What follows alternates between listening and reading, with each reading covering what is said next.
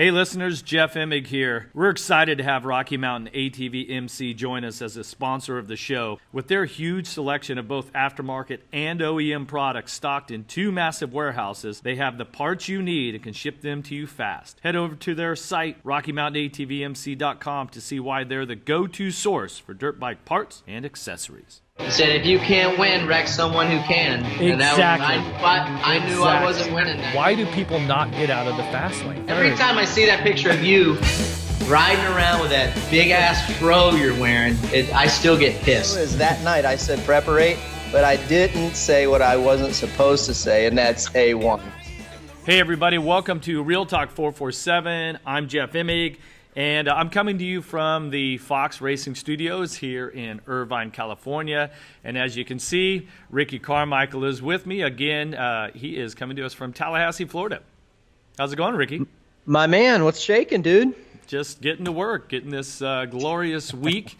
I'm basking in the glow and the glory of my Kansas City Chiefs winning the Super Bowl, and my football team over in England, Liverpool, have the largest points lead ever in a top-flight football. I know that you don't know what that means, but they are kicking ass. So it's a good time in my fandom. It was a good weekend for you, action-packed. So you went from the league straight into the Super Bowl. Is that how it worked? Like, where'd you go? Where'd you watch? Well, yeah. So Liverpool whooped ass this weekend, 4-0. I forget who it even was. It was such a busy week. Supercross was badass. You guys had such good racing up in Oakland. Track was awesome. Racing was great. A lot of excitement. And then kind of rolled on into the Super Bowl. And I'll be honest, I wasn't sure that Chiefs were going to win that thing. I wasn't either. It was looking sketchy, dude. It really was. And you know, for you guys watching and listening, we had like a group text. How many were on that thing? Like 13 people. Yeah, quite a bit. That. Yeah. And Ralph's a Niners fan when Carolina isn't playing. Clearly, they didn't make it to the Super Bowl, so which is kind of BS, really. I don't. You can't have 2 teams. Dude, he's right? got 2 teams. He goes Oakland or San Francisco in baseball, too. Like, yeah. So, anyhow, Ralph was all stoked, and he was quiet, not as loud as he could have been. He's probably had a little fear, and it wasn't looking good for you guys. But, dude, that fourth quarter rolled around, and it was exciting. 3 straight times, the Chiefs were down by 10 points, and it was like, oh, okay. Let's just go have some fun. It's like they're out on the playground, just throwing the ball around, having a good time. It was pretty cool, man. Hey, real quick, do you think Jimmy G is overrated? There's so many variables. Like, I don't always just put it on one player. I mean, Patrick Mahomes, as long as the Chiefs won and he didn't have a horrible game, they were going to name him MVP, right? I think that it was more debatable. I think that it was close. But then again, it's the team, you know, and he did the team. The Chiefs went up against the number 1 defense, right? And so that he threw a couple picks and things like that. What's our guy, Skip, that's on Undisputed. Yeah, Skip Bayless. I was watching the show with Jenny Taft and what'd he say? Oh, he was just like, I'm not a Bayless fan, dude. No, but Shannon Sharp and Skip are amazing. I don't know how Jenny puts up with them most of the time. There's a lot of ego going on, but that's their thing, right? And he kind of had some valid points, and I thought about it, but I'm like, dude, they're playing the number 1 defense, and they came back. I mean, when they had it locked up, looked like they had it locked up, the Chiefs came back to win it. So, pretty cool. That was a lot of fun. I'm pumped for you, dude. 50 years since the last time they've been to the Super Bowl, right? Yeah. And then they went. That was incredible. Hey, I am hardwired today on internet, dude. Hey, your lip sync seems to be correct. Your Wi-Fi, nothing is frozen up yet, dude. He actually he took a little bit of money out of that little wallet of his. And like spent a little bit on the show. So that's for all you fans. I hope you guys are enjoying it. And we don't want any more crappy comments on YouTube where you guys are talking shit. Oh man. I didn't go look at the comments. Were there people talking doo-doo? Come on. I know, right? It's social media. It's social media. Yeah. So anyway, plus our editors and our production team here at Fox Racing, just talking to our guy Ricky, who ultimately was responsible. There was a couple of things that he didn't catch on some other shows, and so he's super bummed because he was like, okay, shit, from now on, when I finish editing the show, I'm watching it all the way through, as you say, dotting the I's, crossing the T's. So there you go.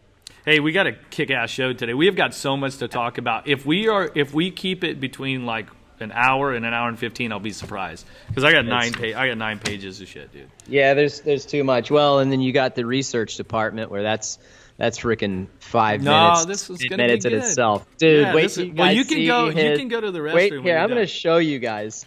Like I get nervous. Like look how much crap he's got today. Okay, it's like over a half a page. So that'd be my bathroom break. Okay, so so then on Instagram after the show today, we're gonna throw a poll up on Instagram, thumbs up or thumbs down for the Supercross research department. We'll just let the fans decide. We should. I like it.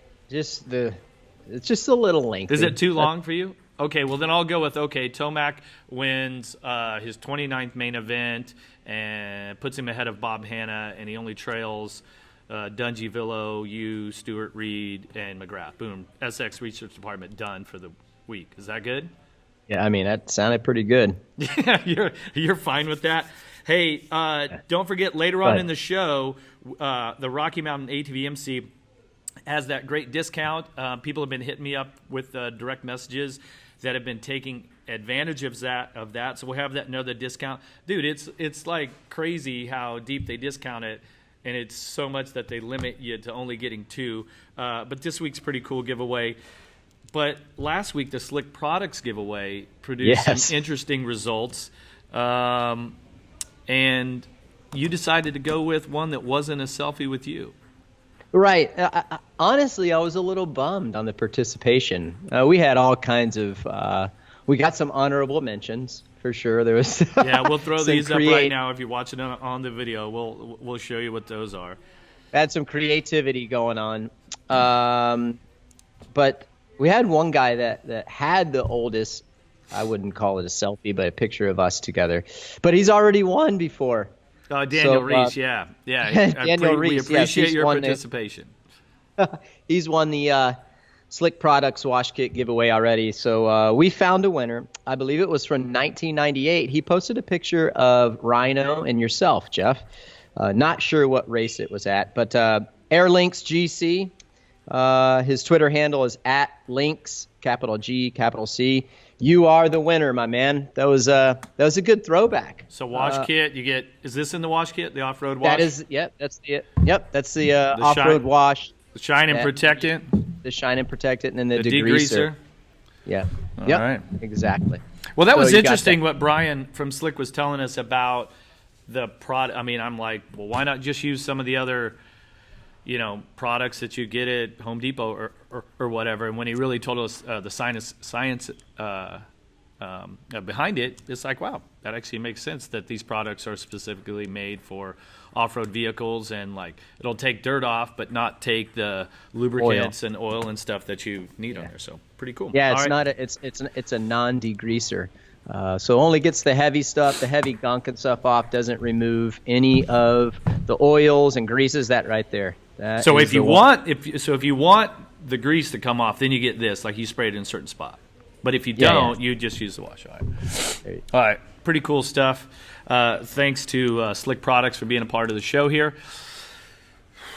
We have a lot of storylines to get to today, so I'll just let you fire off. What do you? I just wanted to say I always got to get in that little, sarcastic comment. So Fro does the run of the show.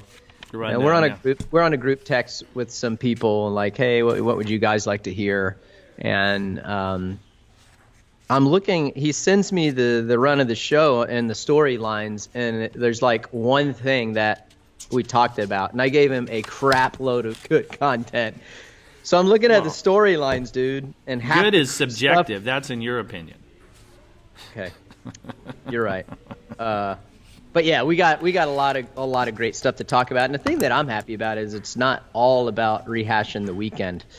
It's about a whole bunch of good stuff. So lead it off, my man. Yeah. So what I do, I just write some storylines here and just things that are interesting, sort of talking points. To me, one thing I thought was interesting in how we started off the race in Oakland was there was a bit of rough, aggressive riding, like not rough or aggressive. Huh? Rough or aggressive? I think they're kind of both the same. I think dirty would be in the next category. I didn't think any of it was. I mean, me, I don't mind it, but you're playing that sort of cat and mouse game that Mosman and Faulkner were doing. We had the Pinwright Honda boys.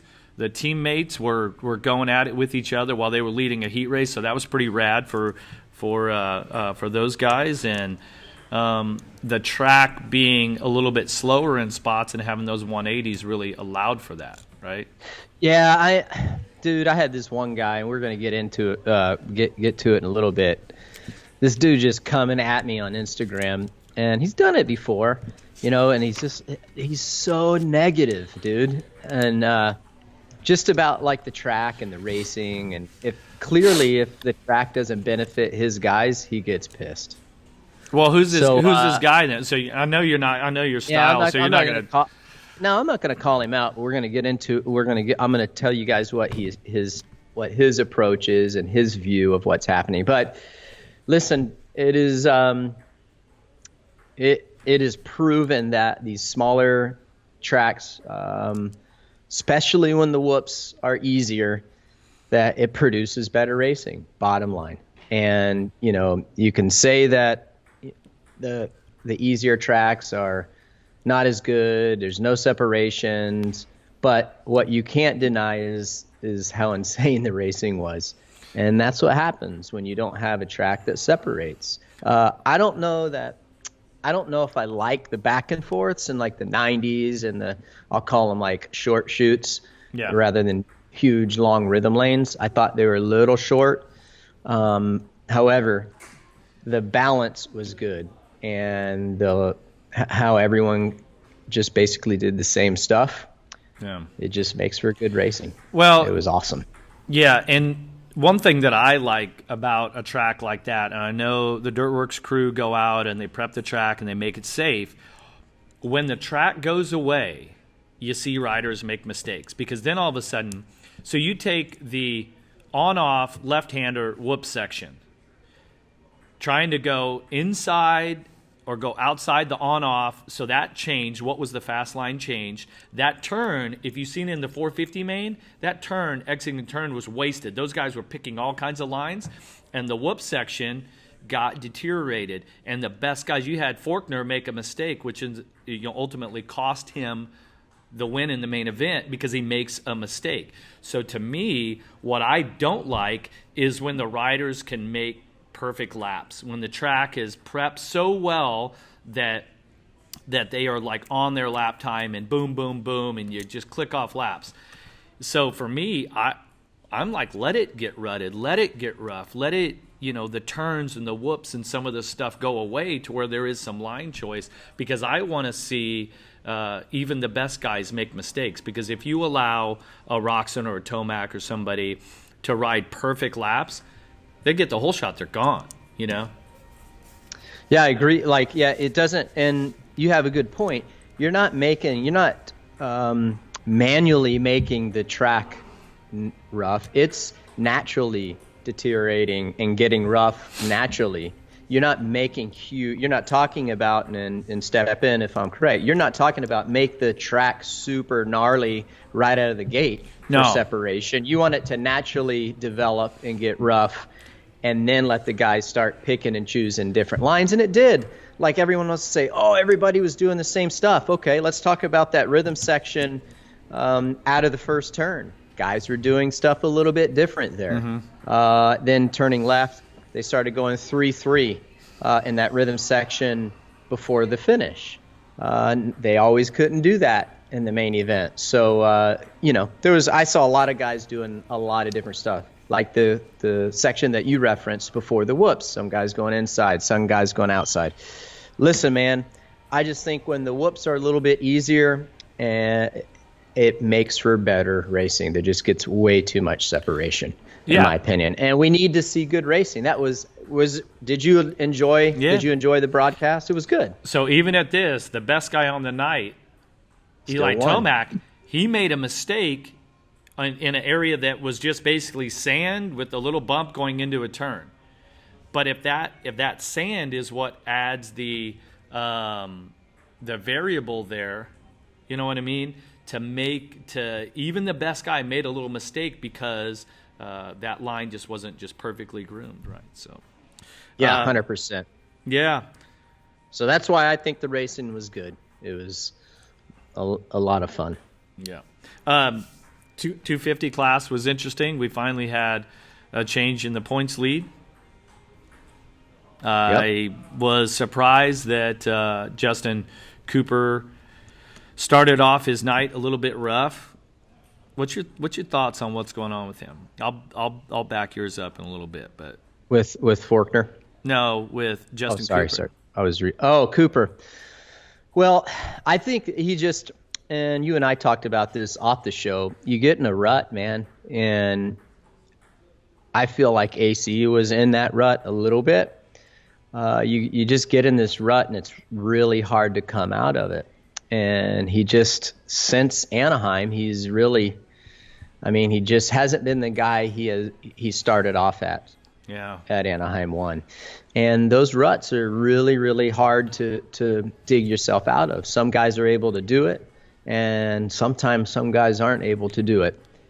He is crawling his way back out for sure, but he hasn't been that as good in time qualifying practice as he's been, and it's just, I don't know really how to explain it other than he's just kind of in a lull.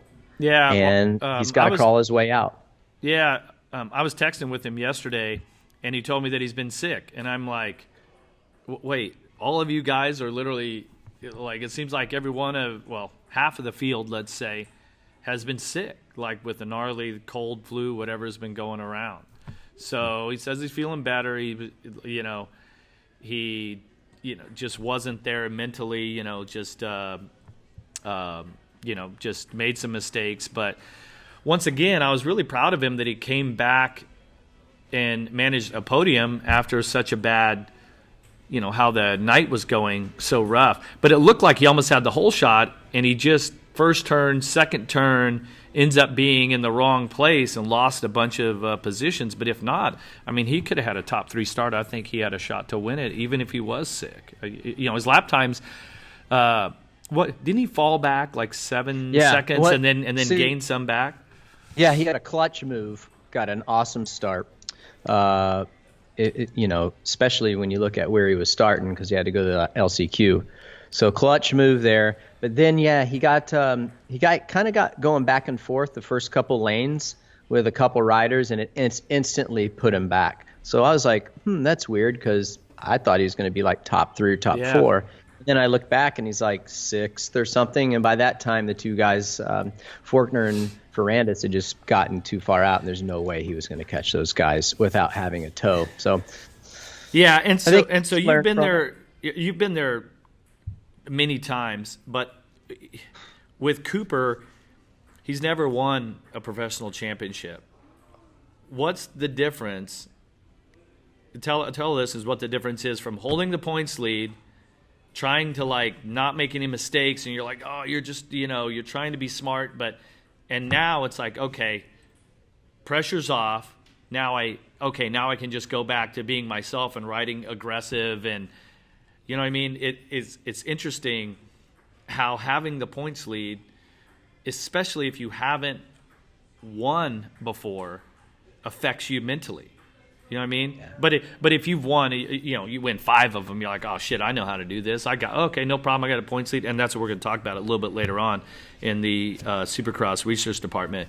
But not winning a professional championship yet. I think he's definitely think he's got some on the horizon.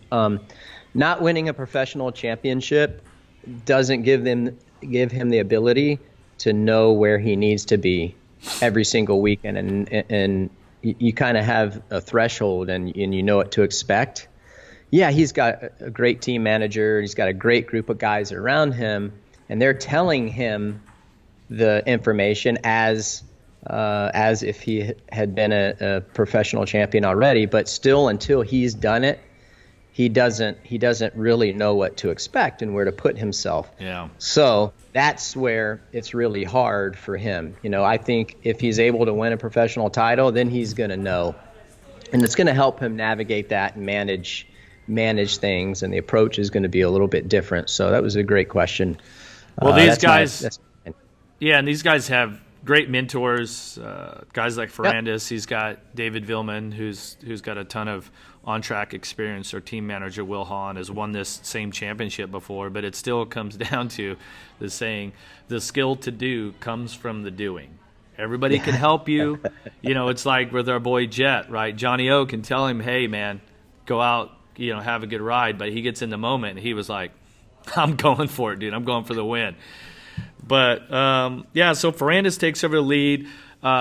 It was great how on the NBC broadcast that when Ferrandis passed Faulkner really didn't – he backed out of where there was a gap in the tough blocks. He made a right and just wasn't having any of it. And the type of heat that Dylan Ferrandis has taken from not just social media but the fans in the stadium, even Saturday night, right? Weren't they kind of booing him and everything for that pass? Yeah, they were. It sucks. I've been there. Let's move on, people. That was a clean. That was a clean pass. I got hammered a little bit because they're like, oh, that was a dirty move. Okay, no. Oh, when you took out Pastrana. When you took out Pastrana from behind or from the side or whatever. Yeah, right. You want to see dirty, go to 97 Vegas. Okay, that was intentional. We've talked about it.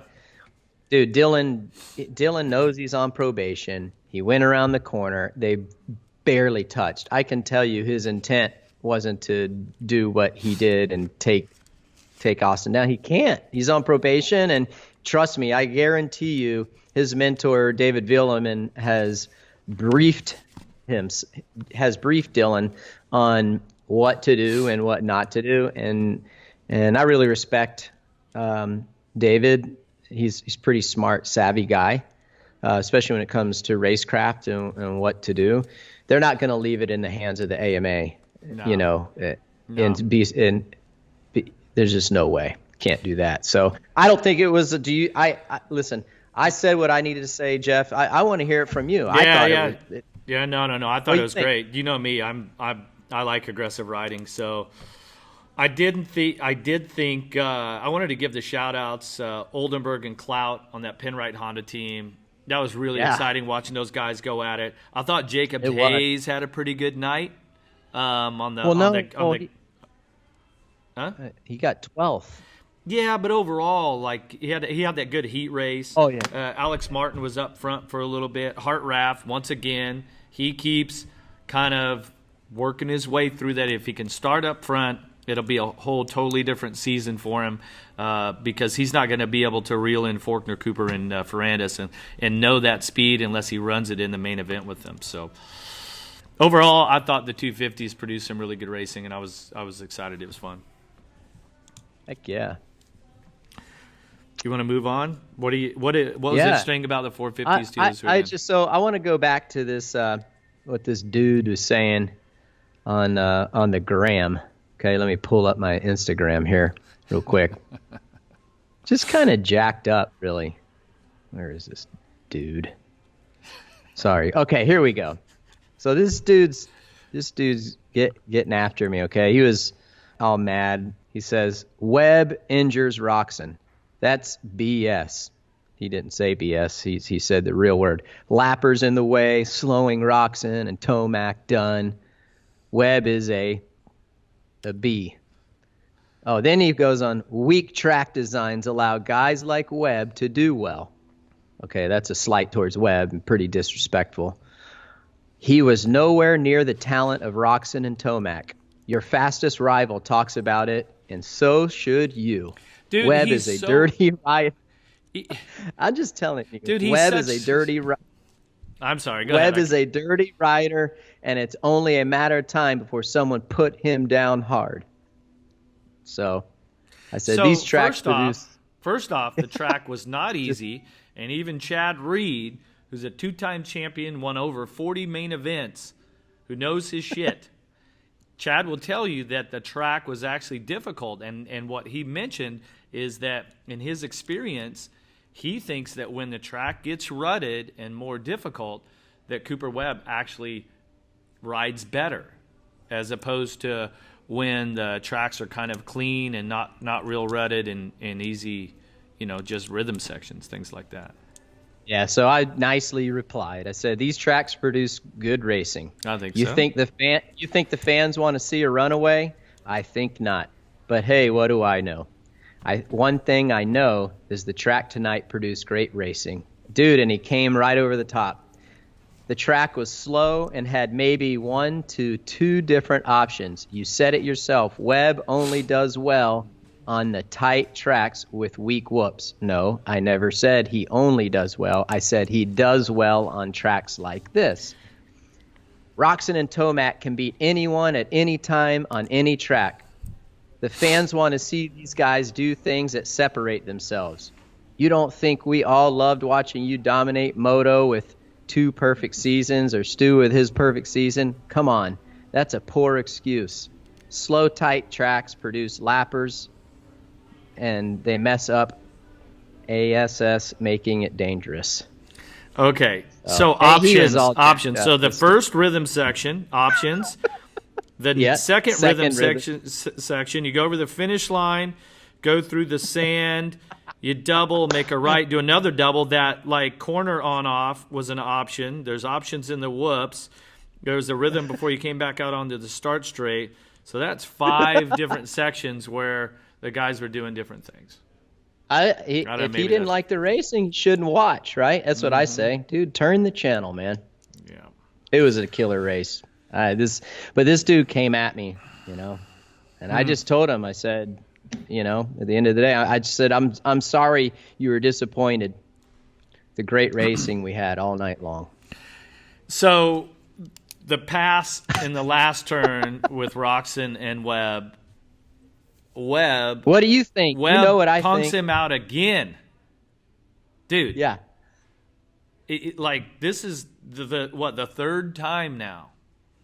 And you think that Kenny would know better by now. He just left the door open a little bit. Like you mentioned, he overjumps that thing. Well, he overjumped it and couldn't stop. He couldn't stop. But it also, on the flip side, is it shows that Cooper Webb is, first off, that he's back into this attack mentality, and that he's not giving up until the race is over. He charged the whole way, right?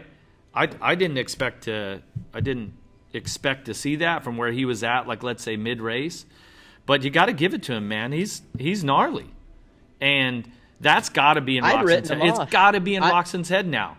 Anytime that he's behind him, and they've got a little bit of friction, right? But it's got to be in his head. I mean, Kenny can't be happy after that, not to mention then his foot gets bruised or fractured or broke or whatever I haven't heard what any official word is. But wait, he didn't text you and tell you and give you the update? Kenny didn't give me any updates this week. So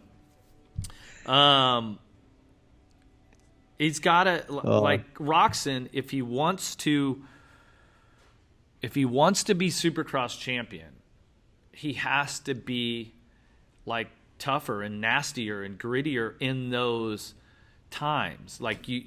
So what should he have done then? He's really good at getting the whole shot and having these perfect races.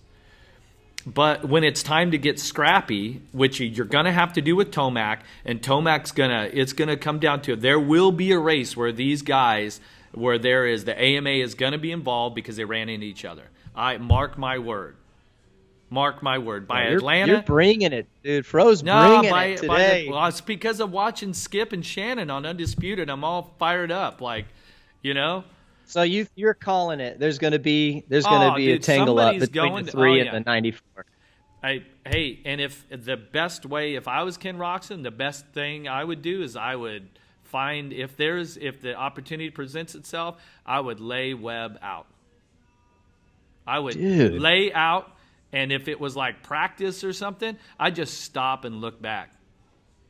Just like, game on, motherfuckers. Getting his way when he's getting his way when he's trying to do a heater. No. See, here's the difference, and I certainly respect, and I get a lot of crap for the way that we rode back in the 90s. I wasn't the only guy. But when you're, it happened with McGrath. Dudes making you famous and stuff. Yeah. Appreciate that. When you got to the top and you were like the top guy and you knew that you had everybody covered, you demanded that everybody race you clean. And yes, if I was you, I would be asking for the same thing. But that's not my job.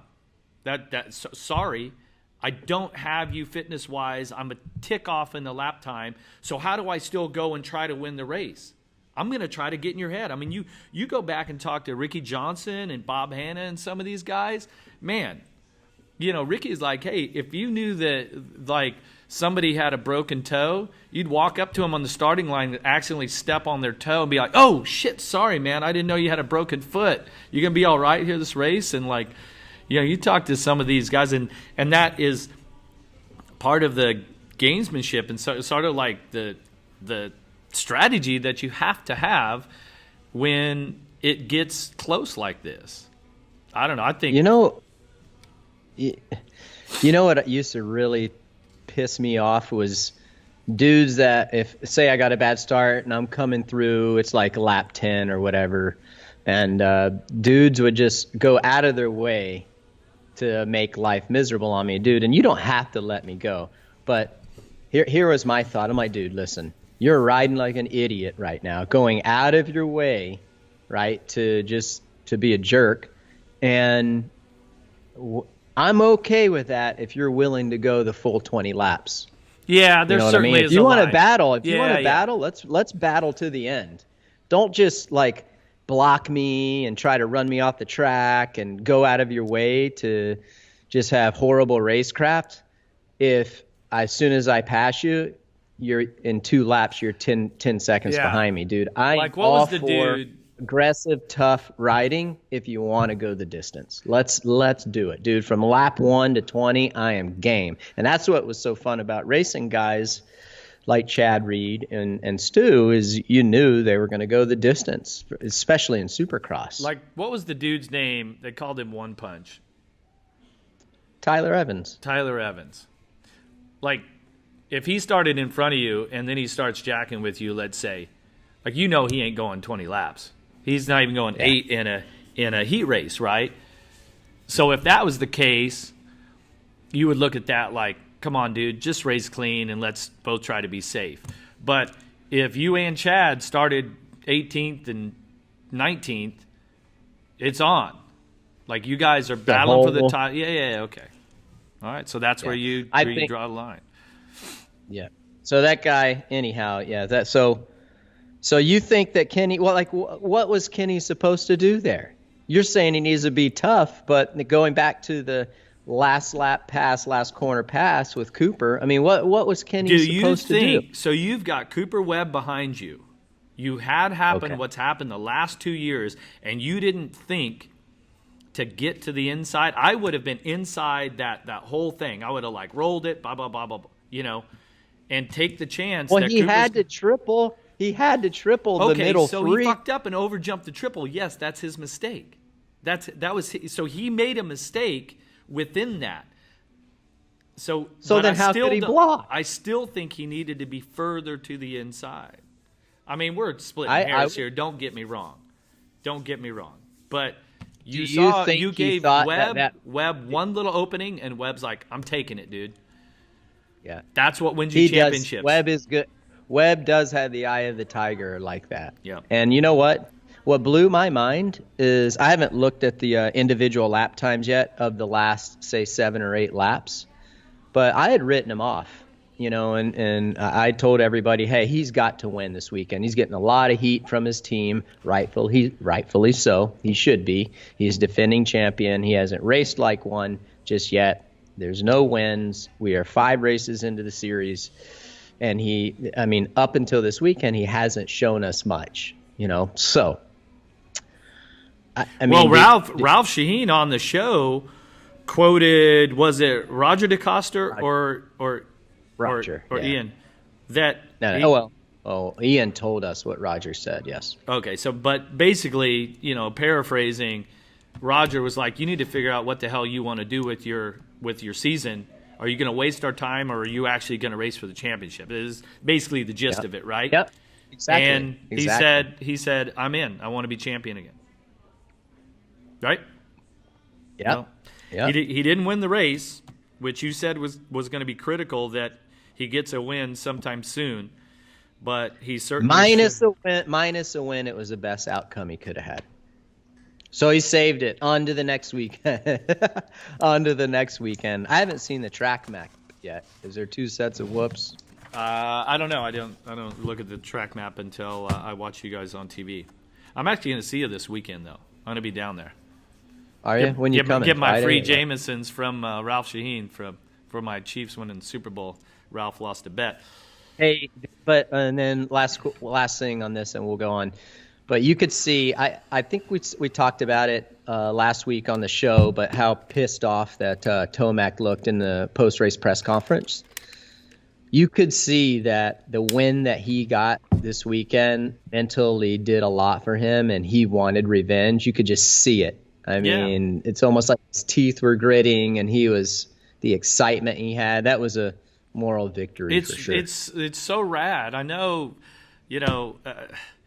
it's so awesome to see him on the podium and just like, yes, like the guys, and they should, because,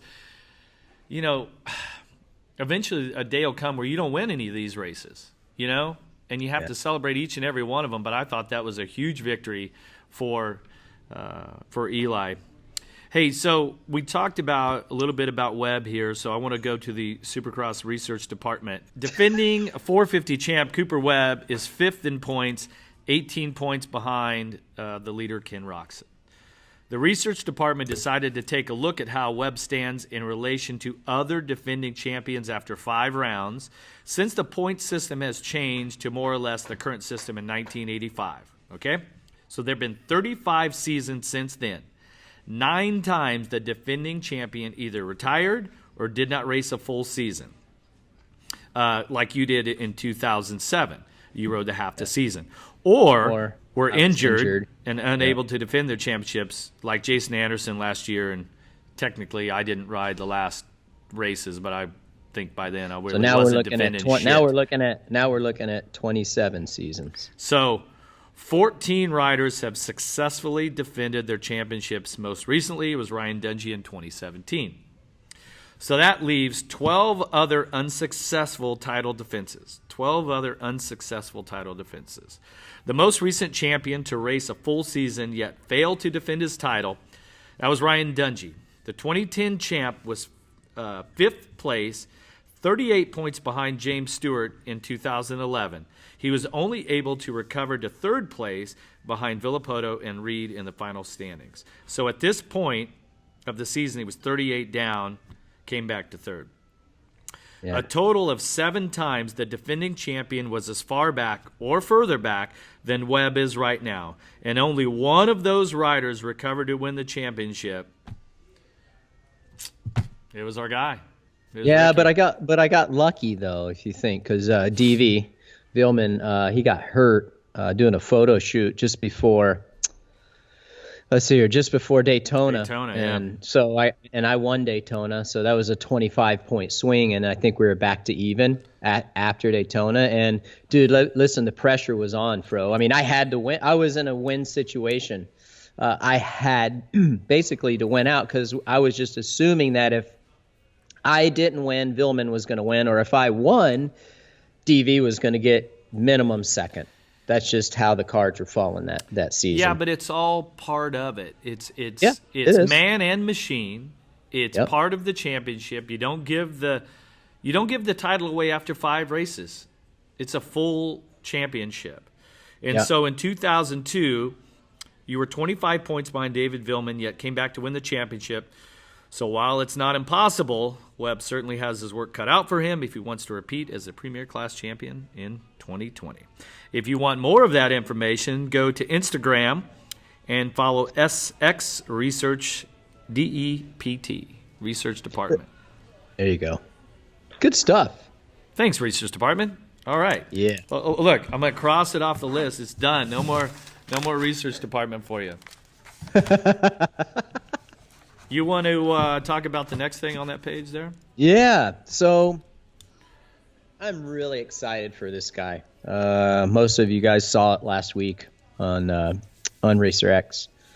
Brock Tickle was spotted riding the JGR bike, and his suspension ends February 10th, meaning that he is slated to race be back at Tampa Supercross, and I am really excited for this guy. So let me give these guys this full Racer X online report. Tickle last raced at the Seattle Supercross on April 7th of 2018. Dude, 2018.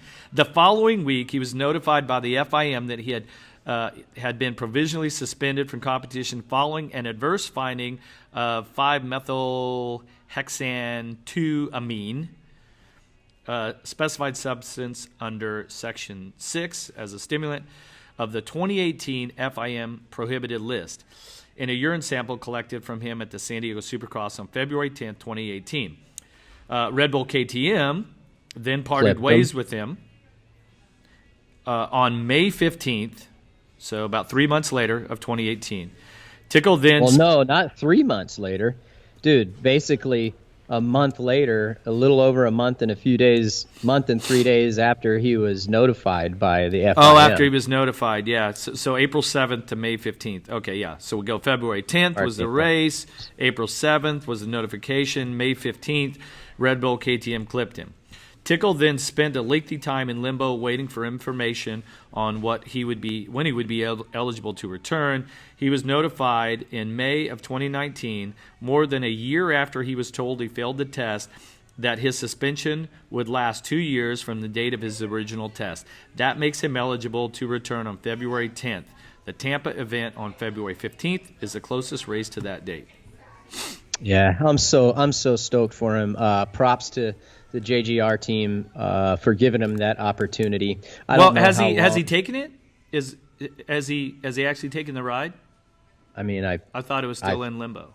Oh, is it? I don't feel like it is. I think I read something on the Monday mic'd up on Racer X. They did something with J-Bone, and J-Bone, I read that quote. I read an Instagram post or something. He said, look, if it's the right fit for him, then it's the right fit for us. If he rides the bike, spends time with the team, and says it's not the right deal for him, then that's not going to happen. Let's read between the lines, dude. Well, is he going to race the damn thing or not? Is he going to race Tampa? Okay. Yeah. But he did have a deal going with AEO Motorsports, I believe, on a Husqvarna or a KTM. I think they sell both brands. It's here in Southern California. So AEO had been setting him up to get back and ready to race. But certainly getting on a team with the type of support that JGR Suzuki can offer him would be a good opportunity. And they need it. I don't even think that they're going to have a 450 rider this week. So they need to have a top-level guy with him. And this last couple years, I would see Tickle out training other guys, co-training, working with other guys. I'd see him out at Fox Raceway there in Pala, riding laps, like keeping himself in shape. He's been working his butt off. He's been working his butt off for this opportunity, and you've got to think he has a point to prove. And I hope he goes out there and kills it, man. I hope he has a great. I hope his starts are on point. I hope he runs up front. It's certainly a talking point. I'm looking forward to seeing him get out there and do what he loves to do. It's a long time waiting. I do think it's going to be challenging for him, not necessarily because, because anytime he hasn't been hurt but he's taken off from racing. And Jeff, you know what it's like when you miss that racing and that intensity. You can try to practice at that intense level as much as you want at home, but nothing replicates. Yeah, but the drive and desire that comes from this time period and the perspective you get on your career and racing and life and everything else, that's a game changer too. You know, it'll be great to have him back. I'll be stoked to see if he gets that ride or if the JGR thing goes through. I want to turn the clock back and talk about what the hell takes the FIM so damn long to make the decision. Dude, 2 years ago, wasn't it Julian Edelman? Fails a drug test on like week 4 of the NFL season, serves a suspension, he ends up being the Super Bowl MVP. And these are guys that have millions of dollars to get them through. Like our guys, they have to work, they got to support, they got all like. And for it to take so long for the test to come back. I mean, Stewart got screwed in the deal. Like, what was the deal with that? Was it Clayson? Clayson had a deal. It took forever. And with Brock, it's like there was a great Racer X illustrated article that really kind of laid this out. I thought they did a really good job with it. But the big thing is like, dude, make a decision. Why is it? What takes so long? And that they would, yeah. Dude, I just think you get lost in. I think you get lost in the process. It's not like there's 150 of those things that they're trying to sort through. It's like one a year. I'm with you, dude. I agree with you 100%. I don't know the answer other than I just think you get lost in the process, man. Well, welcome to life, right? I mean, shit happens in life, and he got caught in one of these deals, and things didn't go right. So, Brock, I hope this gives you some perspective and some drive, and I hope you go out and kick their ass when you get back. And right.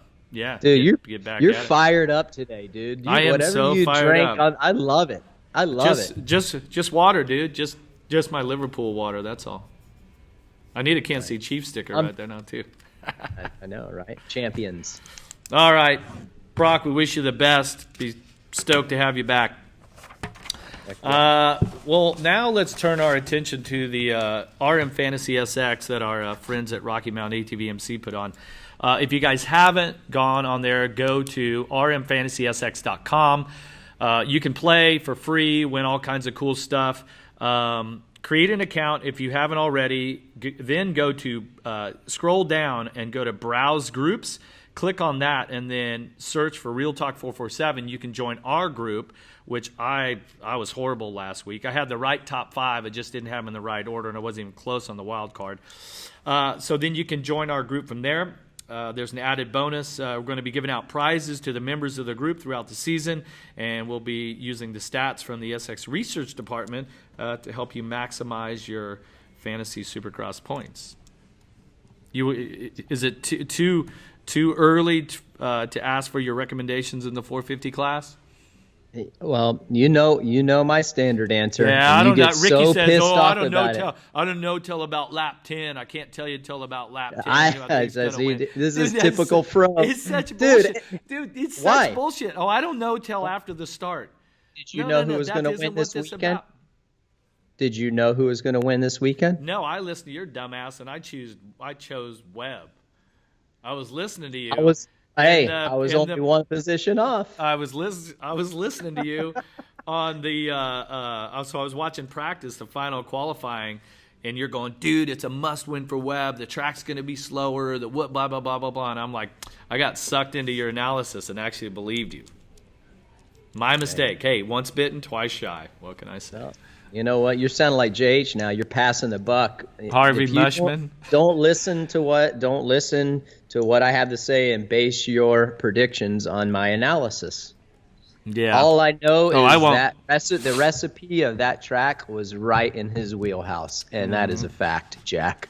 So I feel like the top 5 is kind of right there. I feel like the top 5 from last week are the guys. It'd be interesting to see if Barsha can get himself back in it. Somebody else gets a good start. I know Baggett had some pretty good speed last time. But this week, the wild card is 8th. 8th in points right now is Brayton. He's gone 8-8, 7-6, 13. And you've got Malcolm Stewart. He's 7th in points. He's been 9, 6, 8, 7, 10. So if I had to give a recommendation strictly based off of the results this season, I would go with Stewart or Brayton. But, I mean, it's the wild card. It's too hard to tell. Hey, Jeff, what do you think's happening with Zach Osborne? I think, well, Well, I mean, with all the success that he had when he moved to the Rockstar Husky team, and then, incredible, just resurrecting himself and reestablishing his career, getting with the right people, the right group, right mentors around him, and just being comfortable. It was incredible to watch him those couple years. And we had all these high hopes for him to do the same thing in the 450. And do you think there is one event that has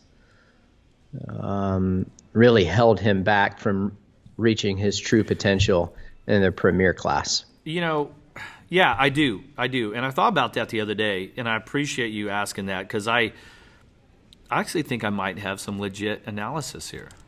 Okay. That sometimes the 125/lights/250 class winners, they go out and win the championship on talent. And then they get to the 450 class and they don't do the work. Okay?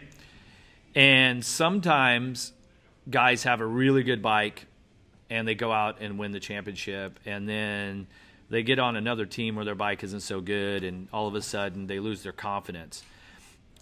What I think is happening with Osborne, I think, is a lot of what happened with our buddy Nathan Ramsey. Nathan would probably be the first to tell you that he wasn't the most talented guy on the bike, but he wasn't afraid to do the work, and he won a 250 championship. Osborne, in that division, really showed incredible heart and dedication, and I think that from the looks of it, being down there training with Eldon Baker and other top-level 450 guys, he really put in the work. Where I think, and I'll just use Nathan and Zach Osborne as the example on this, I don't think that they have the efficiency with their skill and technique and riding technique. I think it takes a lot of work to ride like they do. And the flip side of that, to me, is a guy like Ken Roxon. Right now, he goes out, and Ken makes it look really easy, right? And when Nathan stepped up to the big bike class, and he had to ride that Honda 450, really before it was perfected, so I give him props for getting on that thing. And Zach, right now, it looks like it's taking a lot of effort for them to ride at that pace. Because I think there's so much pressure on these guys. I agree. To step up and win right away, instead of going, okay, I need to take a couple steps back. I'm not a top 3 guy this year. I'm a top 6 guy or a top 5, whatever that number is, and going, okay, I need to keep developing as a rider. So they get themselves into a position, and I think I was guilty of it too. Don't get me wrong. I think that I was guilty of not being physically fit enough in my early premier class days, and therefore I was trying to ride above my fitness level, and where I just physically wasn't strong enough. Where I don't think that was the case with Nathan or now with Zach Osborne. I think that he's plenty fit. I think that his skill level and his technique is not efficient enough to run that pace consistently. It's my opinion. This is real talk, but that's what it is. And this goes back to when you asked me about Justin Cooper, Jeff, and yes, Zach Osborne has professional titles, so he knows what to expect. I just think he's in that rut. I mean, listen, it took me 2 years to crawl out of that rut. 99, I fell in one. right out of the gate. Second race when I got hurt at San Diego, I couldn't race for 3 weeks. I come back at Tampa. I led for a while, got tired. I think I faded back to 4th or 5th. And then, dude, it just sunk in my head that I'm a 5th to 10th place guy if I finish the race. And this is 99. 99 you're talking 99. about. This is 99, my rookie season. Fast forward to 2000. Started to find my feet a little bit, but I still wasn't living up to my expectations. Won my first race at Daytona in the Premier class. Handful of podiums. I can't even remember how many podiums I got, but I got 5th in the championship. Finally, in 2001, I got the job done. So, even with all the success I had, and I feel like I was pretty strong mentally. There you go. It was hard as hell to pull myself out of that rut. And yeah. I'm thankful that I was able to. I had a lot of great people around me that helped. And I hope that Zach can, because I definitely think he's better than what his results have shown here on paper. So what does he have to do? Does he have to take a step back? Does he have to keep pushing forward? Does he have to keep himself off the ground? Does he have to make sure he starts up front every race? Like, what's going to do that? Because right now, like, the results. And what he needs to do, in my opinion, Jeff, he needs to get comfortable on the bike. And he needs to listen to himself.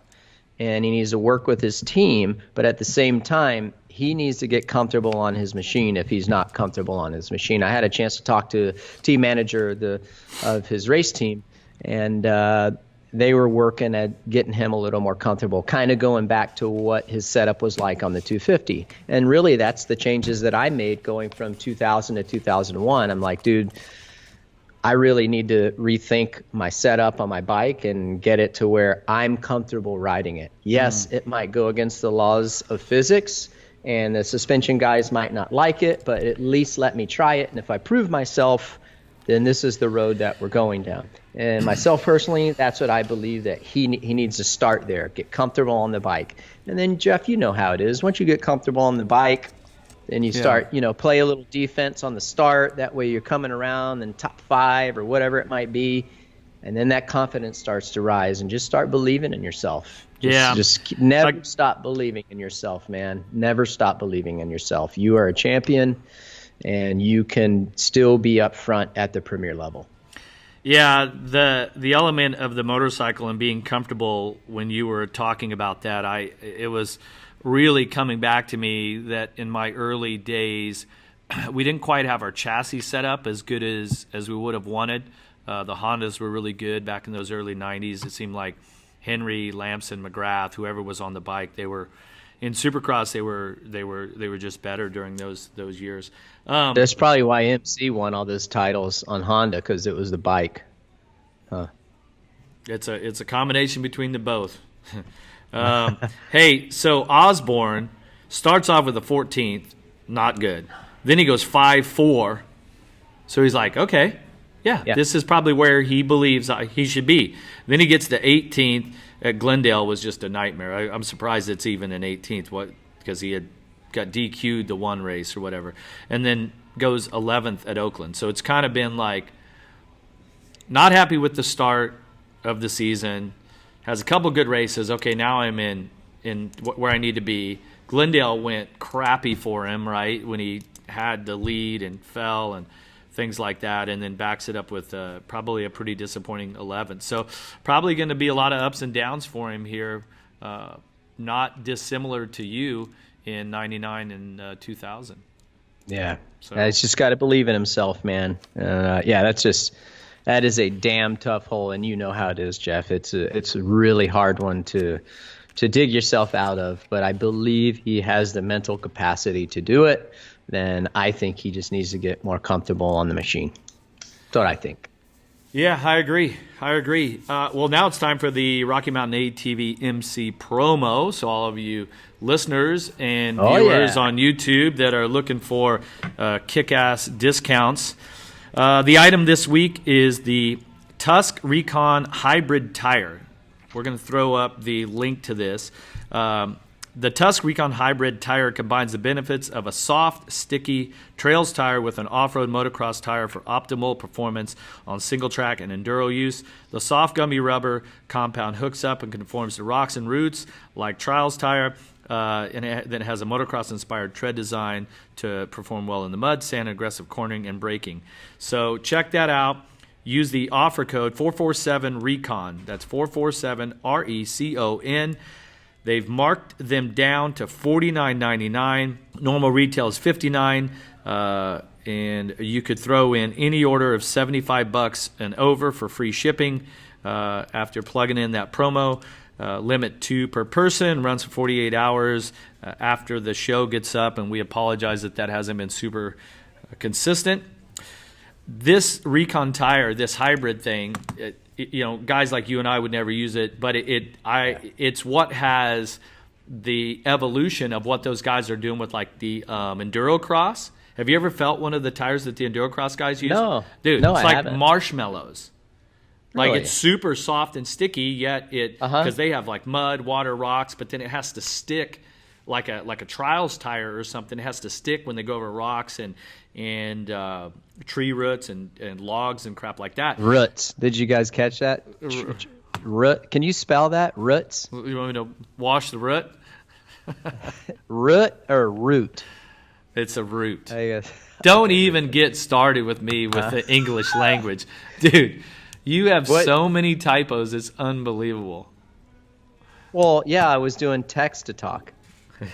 Talk to text. Hey, okay. I use that same excuse. Oh, sorry, that was talk to text. When you just typed it wrong. Well, I don't text and drive, so. Yeah. Hey, so check out that Tusk Recon Hybrid tire. $49. 447 Recon is the offer code. Check it out from our friends at RockyMountainATVMC.com. Well, that's the promo. Next thing, I got a good one for us this week for the Slick Products giveaway, the Ricky Carmichael Slick Products Wash Kit. All right, you ready for it? Okay. Of the top 5 guys in the 450 class, which one of you thinks who will do the worst out of the top 5 in the 450 points in San Diego? And right. what place will it be? You have to have your picks in before practice starts. Okay, before practice starts, we'll keep an eye on the time. Starts, yeah, because if somebody, God forbid, someone hurts themselves, hopefully that doesn't happen in practice, and it would be null and void. So worst finish from Roxon's first in points, Tomac second, Barsha, Anderson, Webb. So out of the top 5, out of those 5 riders, who's going to lay an egg? Who lays an egg? Out of those 5 guys. In San Diego. Wow. Yeah. Who does the worst, and what place will it be? Speaking of worst, Barsha had a hell of a weekend. Had to change the engine out. I was looking at the times. Yeah, I was looking at the times. His aggression on the motorcycle was right where we saw it in Anaheim 1 at the opener and St. Louis. Impressive ride by Barsha, especially with the adversity that he was facing. Dude, engine change. I can't. I mean, how nervous would you be, especially with all the electronics and stuff like that those guys have to be plugging in, and it would be so easy to miss something. But they have some of the best guys in the business on that Monster Energy Yamaha team. What's the name of his personal mechanic? Do you know his name? I can't. It won't come to me right now. But when they, so you guys had the camera on Barsha before the start of the 450 LCQ, and Barsha's lifting his left leg, and the mechanic's got a T-handle checking the engine mounts. Then he puts his foot down, and the mechanic goes around the other side. Barsha lifts his leg up and sets it on the radiator shroud, and his mechanic's like checking more engine mounts. I mean, but that's where the trust comes in with from the rider that the mechanics on the team have put that thing together, because, I mean, you think about what's involved in riding Supercross, and to have any shred of doubt that something wasn't correct, I mean, it could be really scary. It takes what's already pretty damn ballsy sport and takes it to the next level. I was looking here at the times, fastest times in the main event. Obviously, Eli had a 58.2. He was the fastest. Barsha had let's see here, 1, 2, 3. He was like the 5th fastest. So he was sixth fastest. Sorry, Blake Baggett, 5th or 6th fastest. That's pretty good. I mean, his intensity level was there. He probably would have went a little faster if he wasn't in traffic. So I think it'd be great to see him back up there. You know, like it would be good. We always have had this expectation for Barsha as a championship contender, and it'd be cool to see him up there. What do you think? Yeah, he needs to get that start again. He needs a night where he gets the start and just has one of those clean races to kind of get the mojo working again. Do you think he rides aggressive or dirty? I think it's a combination. You're on one today. Wait, Barsha? Like aggressive now? Or dirty? Now or like in the past? Now. I think he's a little wiser now. I think especially this year, I think you're going to see him ride aggressive but not dirty. They didn't call him Bam Bam for nothing. What about last corner, last lap for the win? Yeah, dirty or aggressive? I think you can get away with it if it's for the win. We both have go back to Vegas in the incident a few years back where Osborne goes to the inside of Joey Savacci. We both are like, screw it, dude, you got to go for it. Oh, yeah. If that's on the first lap of a heat race, the dude's getting docked. But if it's for the championship, the rules should be the same all the time for everyone, but it's situational. Fuck it, man. That's for the championship, brother. Sorry. Fine me. I got plenty of money I just made. I can give some to the AMA. All right? Yeah. Yeah, I'm with you. Okay. Right? And then I'm with you. Tell me, what's your line between aggressive and dirty? Because I got people are saying, oh, you condone dirty riding, which I'd never have condoned dirty riding. I'm okay with aggressive riding. So everyone has their own line. So what's your line? So on the NBC show this last weekend from Oakland, you guys showed the Ferrandis and Craig thing. I think that Ferrandis wasn't close enough for that pass. I've watched it 50 times. I think he was way late. I think he was completely in the wrong. I think he went in to slam him, and unfortunately, it went bad for both of them. My sort of rule of thumb is if you both go down, then you went too deep, dirty. If it's for the win in a championship, man, come on. You have to let the players play. You got to let the racers race. But if you both go down, yeah, you're completely in the wrong. Completely. What about Vegas when Osborne got Savacci on that last lap? What if they both would have went down? How would you categorize that? He went too deep. He was too late. I think he went, yeah. Then I think he should have been fined even more. Well, he got fined either way, but they weren't taking the championship away from Osborne on that. That's okay. So we're gonna do the poll on Instagram, right? Do you remember what the poll was? You don't even remember what poll we were gonna do on Instagram. No, it was, dude, I'm old. Ferrandis. Was Ferrandis, wasn't it? No, I thought it was the research department. Whether you want the research department info? No, we don't want to go there. I mean, no, what was it? I didn't write it down. I don't mean it didn't happen. I don't know. It's so those what do you leather want to do? helmets What do you want? we used to wear. Dude, I wore suede, like they were almost like football pants back in the day. Dude. Hey, real quick. How's my streaming been today, dude? Pretty good? I mean, was it better? Dude, it's been really good, but it froze a couple times. No shit. Really? It might be on my end because I'm on Wi-Fi here. Oh yeah, it's probably on your end, though, dude. I'm like 200 speed upload right now. I am in the McGrath conference room. He could be at home. He could be at home with the thing go. You're a hero. You're a hero. Yep. So what? So are we doing the poll then? Do you want to do our own poll? Well, what I would like, let's do a poll, and then what I would like to do, I would like everyone to comment on our Twitter. That's at Talk447. Tell us what you guys think the line is between aggressive and dirty. Tell us what you think. Give us examples, references, so we know what we're looking at, and maybe we could side with you. We'd love to see that. You guys can also comment on the Fox Racing YouTube where you're watching this podcast. So, dude, I want to hear from you guys. You guys tell us. You all are the first ones to give us hell when you think we got it wrong. What's your views? I like it. That's what I want to hear. I like it. You like that? I like it. The difference between aggressive riding and dirty riding. We've both been the recipient of both. We've dished it out, and we've had to take it. Oh, yeah. No doubt about it. All right, that's all that's on my list, brother. So what's the poll? What are we doing the poll? Yeah, that was it. Oh, no, you just want comments from that.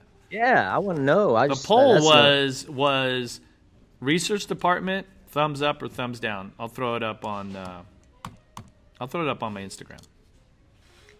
At Emig47 on Instagram. So and then going back to the Ferrandis Pass, that was clean this weekend. Like, it was not out of line. Yeah. Let us know on Twitter at Talk447 or hit us up on our other social media platforms. Yep. The gram. Hey, dude, the cameos were coming in like hotcakes over the weekend. Oh, really? So good. Yeah. I didn't get one. You did? Maybe I haven't checked it. I got 5 on Friday. All right. Yeah, that's going to be like an extra. We had some good ones, actually. $2.50 in my bank account. I hope I didn't let this one expire. I'm checking right now. Dude, I haven't even checked mine, but I thought I get emails when I get one. So maybe now that you're on Cameo, they're not interested. I'll just go. I'll get Ricky's. Right. Yeah. Bummer. Way to crash land the show, Ricky. Really just stalled this thing out. Hey, I may have a bonus video at the end of the show. So just watch till the very end. And if there's a little extra something there, if I get it done today, I'm going to put it on the end of the video. Are you clowning me, dude? Is it something where you're clowning me? No, it'd just be a little surprise, little bonus. So, you got anything else?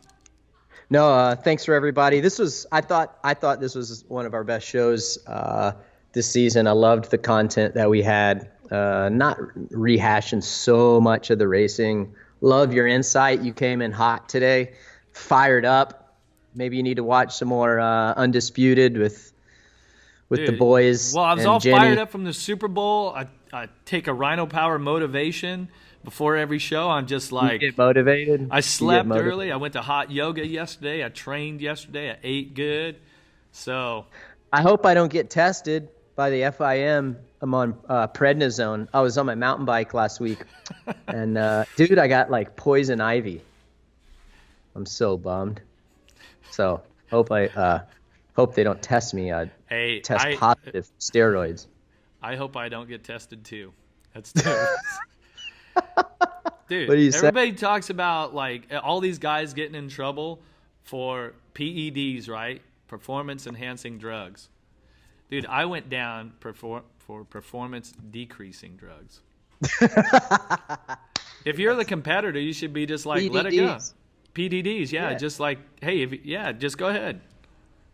I still won. I still won some races though, so whatever. You got lucky. I did. I got lucky. Hey, so go ahead. What? No, I know you got one last smart-ass remark you want to throw into your. No. This is it. I'm looking forward to. Hey, did you get your bike shipped out for the RCU coming up? No, but I was just thinking. Prep camp? No, but I was thinking about that. I need to get on it because I need to get a bike. But I was thinking, should I send like a 350 out with electric start, right? The FC 350, or send my modified 150, the TC 150. I really feel like I want to ride a 125, 150 there. What do you think? Oh, you know what? Hey, you think we're gonna have some red wine or white wine this trip when you come over? What are we doing? Well, if history's taught us anything, we're going to have a little bit of both and maybe even some rosé right in the middle. Hey, that's Carmichael. That's his go-to. That's his dirty pleasure, a little rosé. I was doing a lot of that in the summer. It's good, dude. Just to switch it up. If anybody has any recommendations on some wine for Jeff and I over the spring camp, let us know. Yeah, so I'm going to the Atlanta Supercross, going to hook up with them. In between Atlanta and Daytona, we're doing How you getting from RCU. Atlanta to Tally? Well, I'm hoping I can ride with you guys. You going to Uber or what? Yeah. So listen to this. That'd be $800. Hey, hold on. So we listening got the RCU Spring National Prep Camp. So for Daytona. For Daytona and all that. So if you want to come down, bring your kids down, or come down yourself and join the camp, go to Carmichael.com for that. Yep. Okay. Yep. Join us. Carmichael. It's a fun time. Speaking of Uber, my girlfriend Ubered one time from Atlanta to Tallahassee. It's a long. Got to do what you got to do. What, did her flight get canceled? Yeah, she was on the late flight, the last connector from Atlanta to Tallahassee, and it got canceled, and she didn't want to stay in Atlanta. She'd been gone for a week, and hey, when you're on those lobbyist budgets, who cares? She's getting paid for that. How much did it have to be? It was like $250. Oh, that ain't bad. No. As long as she didn't get one of those Uber drivers, Lyft drivers that wants to talk your ear off. Where are you from? What sucked is when they were coming back, when they were driving down to Tally, there was an accident like at midnight, and they were parked on I-75 for 1 hour. The car didn't move. She didn't get home until like 4 in the morning. Don't get me started about any traffic. I'm not going to go there. I'm having a good week. What happened? What happened now? Nothing. I'm going to save it for another show. Let's move on. Let's wrap it up. Dude, it's been an hour and 17. You got anything else you get? Oh, thank you, everybody. Thanks to all our partners, Rocky Mountain ATV, MC, Slick Products, ODI Grips, Emig, or ODI Bars, ODI Grip, the Emig Pro thing is epic. Check it out. Justin Cooper, Supercross 250 West Coast winner, won with them at the opening round of Anaheim. For everybody at Fox Racing, I appreciate your support, all the viewers, listeners. We really have a good time doing this, and we are always wanting to hear your feedback, so thank you very much. Take us away. That's going to do it. Andrew McKeague Band, This Old Lie. See you guys.